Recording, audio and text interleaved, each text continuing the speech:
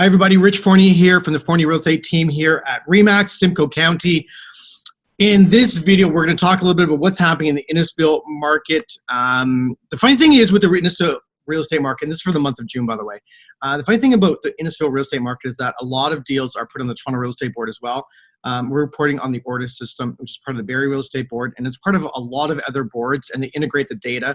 The Toronto Real Estate Board does capture a share of the market inside of Innisfil, because we have a lot of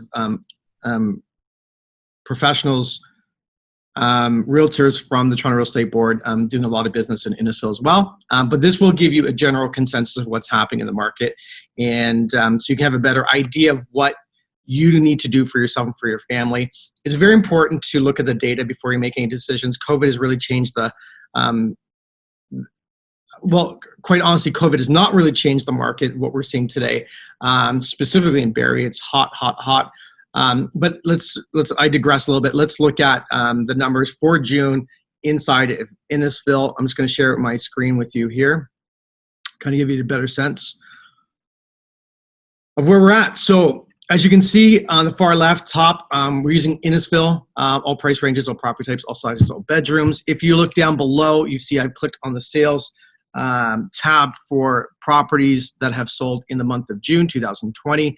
64 properties have sold. That's up 14% from last year at the same time. There was 56 properties that sold in June, and in 2018 there was 42.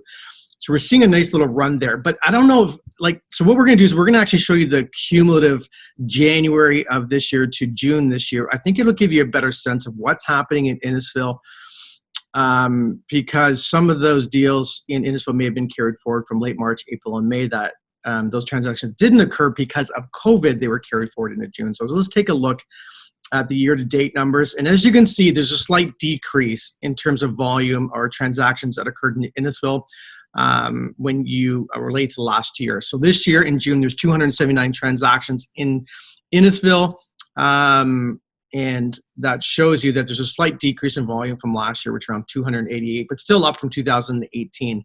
So the market, in my opinion, is relatively flat because that variability, we just may have had more listings that were put on the Toronto Real Estate Board and not put into this particular system. So that ratio may have adjusted one way or the other, but it still gives us a sense that the market is very liquid inside Innisfil. Properties are still selling. People are still moving in and out of Innisfil every single day. Days on market on average inside of Innisfil, around 40 days on market, a little less than last year at 45 days on market, but still longer than it has been prior to 2018. But it gives you a sense that when a new property hits the market, it is taking a little bit longer to sell. Basically, this means that people are probably listing a little bit high, and the buyers just aren't liking those prices. I think what would be an interesting number to look at is percentage of original list price, right? So the average transaction, the sale price, is a percentage of the original list price. We're at 97.3% of the original list price. And so as you can see, if we go to percentage of list price, it doesn't really make that much of a difference. So properties seem to be selling, within 3% of the original list price, which is really interesting to look at if you're making a move or if you're thinking of selling your home.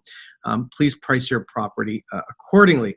Months of supply, monthly data shows us months of supply in June relative to June last year is super low. It's down 65% in terms of inventory, what we're holding. 2.4 months of inventory basically means if we don't get any new listings that hit the market for the next 2.5 months, we would have nothing left to sell. All right, big shift in the market there. Let's look at the dollar volume.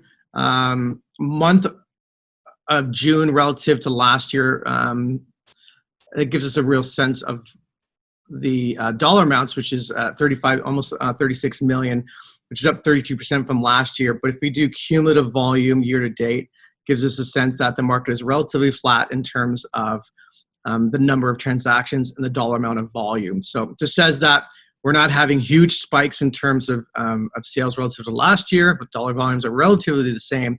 Very liquid, boring market inside of Innisfil. If you have any questions about any of this data, this gives you just a general average sense of what's happening there in the marketplace.